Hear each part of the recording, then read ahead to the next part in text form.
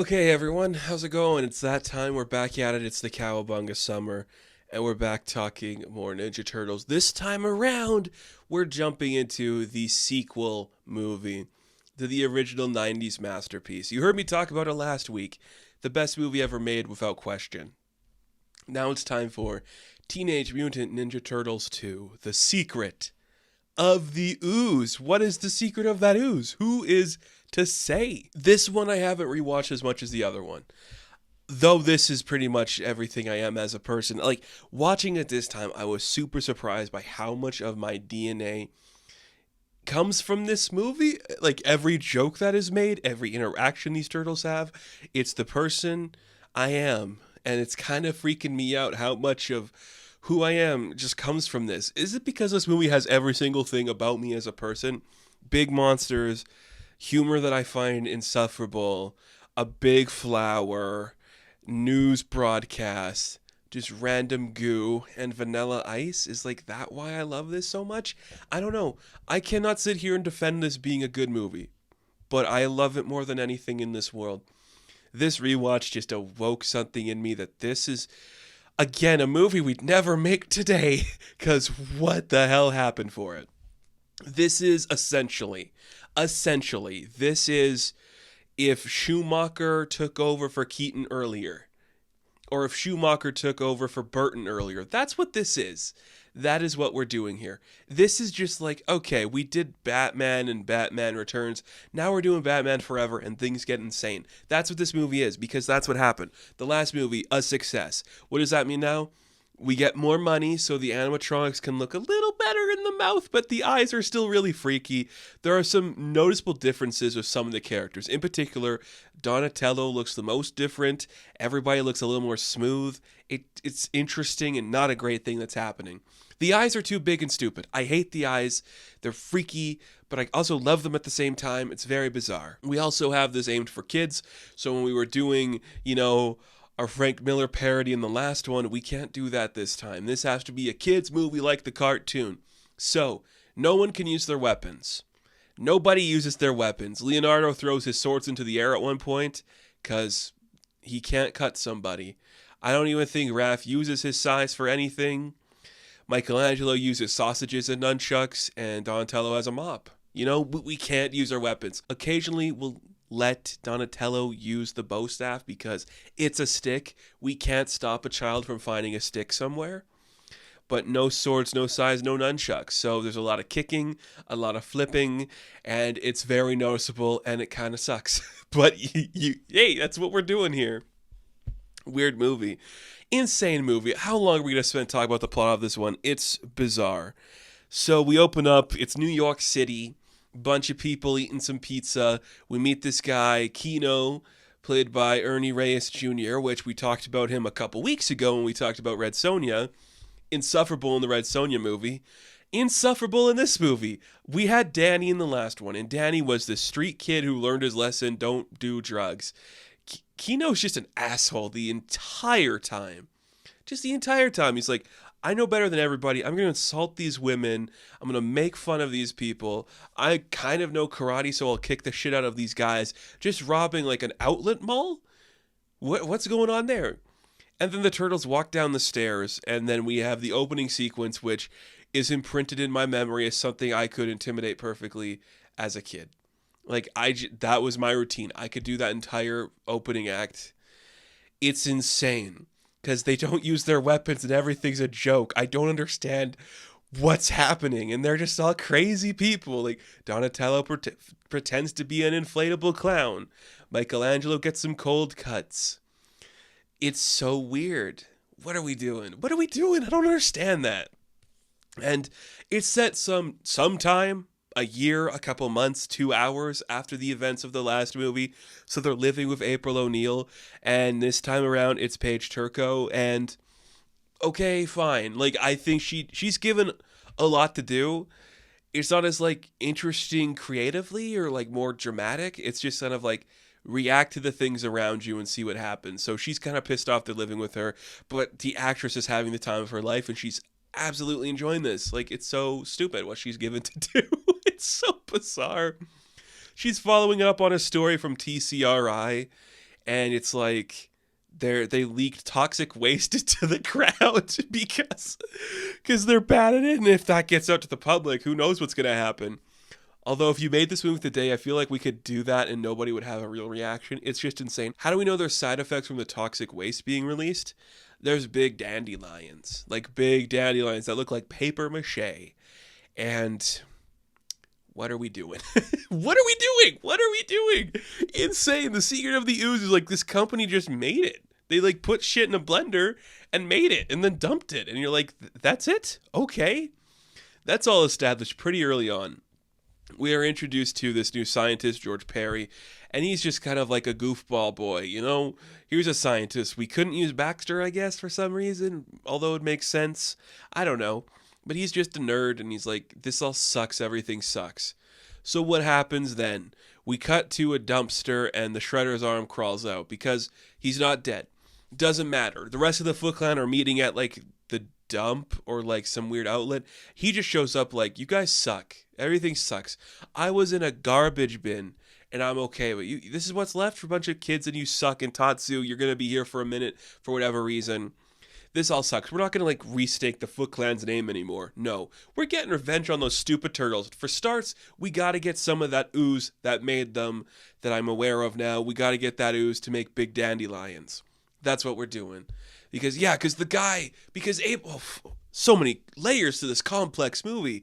One of the cameramen that works for April, his name is Freddy. He's secretly a member of the Foot Clan, and he finds the dandelion after we saw that they were looking at it earlier. He takes it to Shredder like, hey, we could find this waste and then, like, make turtles ourselves. And that's what they do. Toka and Razar, baby. Yeah, they're here. This movie's insane. Like, it is just the most balls to the wall, insane thing to ever happen in film. What are we doing? Like, I could see how a young person like this, because I loved it when I was young, and just watching it now, I'm like, yeah, I couldn't show this to any sane person and have them have a genuine reaction, because what the hell is going on? So the turtles decide it's time to get their own place, I guess because their dad's like, we can't stay on the surface anymore. There's too much like talk about the ooze, and we were made by the ooze. Splinter's just been carrying the ooze can forever. So it's like, we have to go find a place to live. Raph is pissed off. They meet Kano. I'm going all out of order, but Kano's like, I saw turtles. April knows the turtles. That's where all the pizza is. Okay, I get it. He is part of the team now. No Casey. Casey's not back for this one. I guess we needed like a younger guy who's more insufferable. I hate Kano.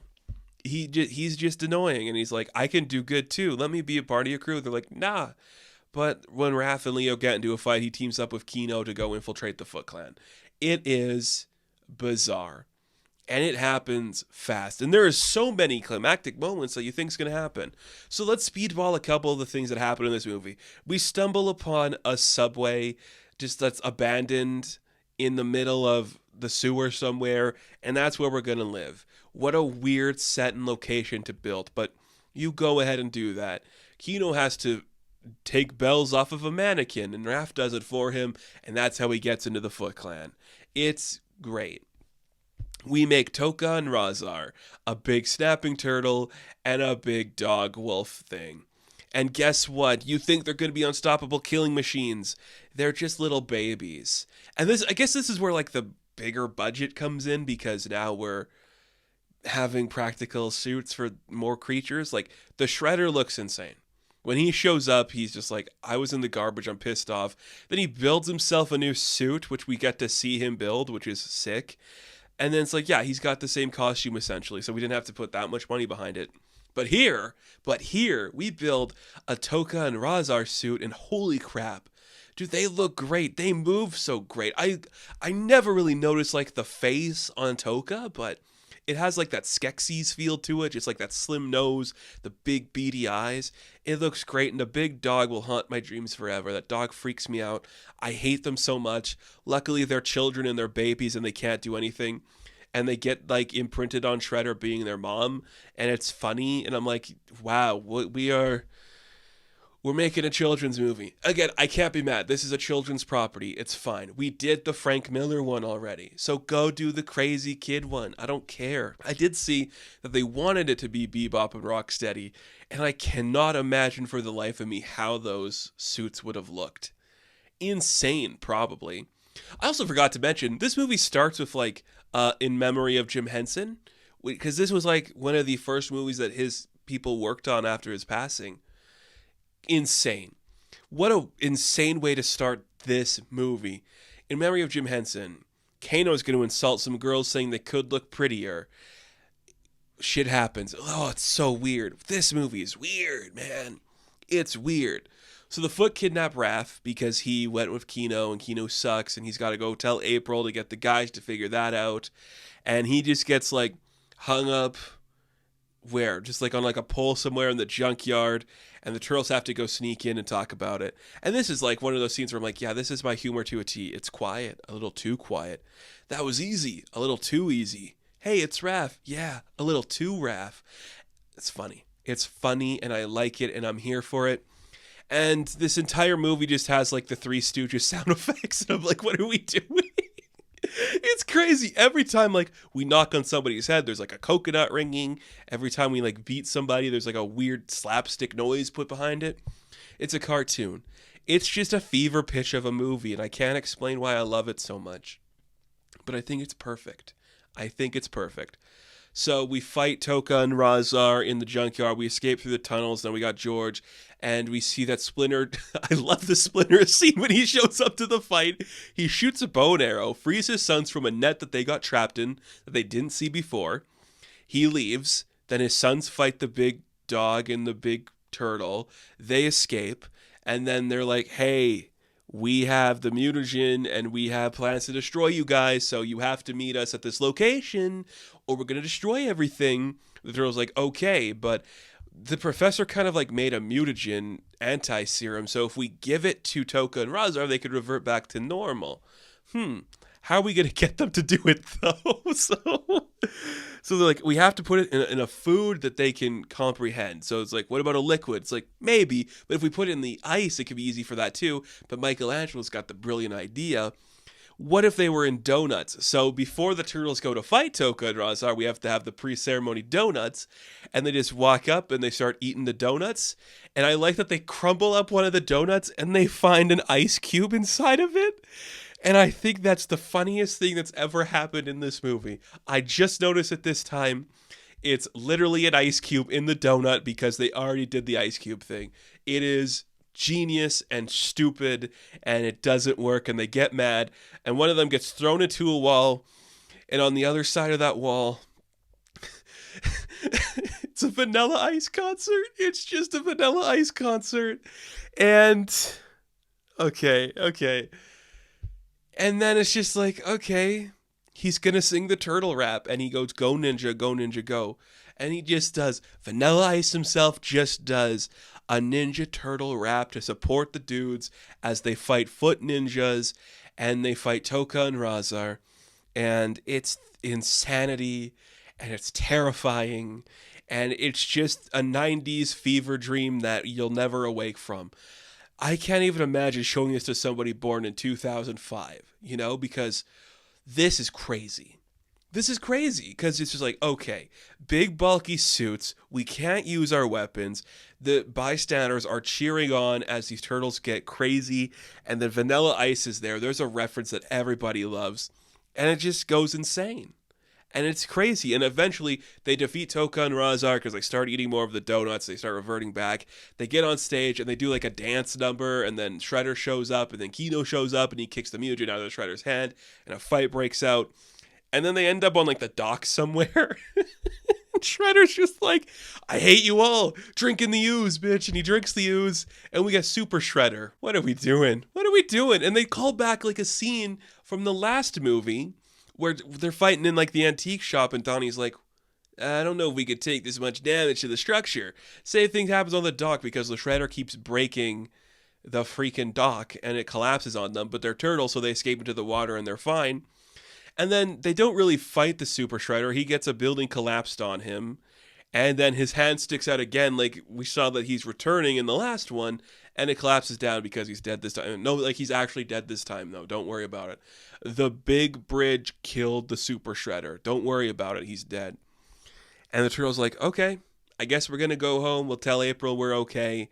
And Splinter's like, you guys definitely did not keep a low profile. You're in the newspaper for the ninja rap. What are we doing? What are we doing? This is insanity. This is like a breezy 1 hour and 29 minutes, but you don't know what's going to happen from scene to scene. Every single character and moment is the most insane thing to ever be put to film. It's crazy. It's crazy, but the designs are great. The music is great. The sound effects are great. You're watching like a Looney Tunes cartoon, and the fact that they pulled that off with Jim Henson prosthetics is amazing. It's amazing that they made it work. And that the Shredder was actually intimidating. And his whole thing's like, they punked me. I'm going to punk them. And it backfired and he had to be a mom. Like, how could you sit there and conceive of that movie even for a child in the 90s? It's bizarre. And it's strange. But I think it's brilliant and cool. And it makes me happy. And I feel like it's just downhill for here for these live action ones. But man, did I love this. I loved it. I loved it too much, and that might be a problem for me to deal with. But hey, I was going to say the turtle rap line, but I don't remember anything aside from Go Ninja, Go Ninja, Go. Let's flip off each other's shells, man. It's sick. It's great. It's Secret of the Ooze. What's the secret? They poured it into the dirt because it was just a bunch of shit. That's it. That's it. I guess we could talk about, we don't need to talk about the scene where they're like stealing from the laboratory. It's just Looney Tunes. It's great. Thank you all for watching this episode of Galactic Tales. Be sure to like and subscribe to the channel. As always, you can check me out on Instagram, TikTok, and Twitter. And as always, I will catch you in the next one. Have fun. Stay safe. Good luck.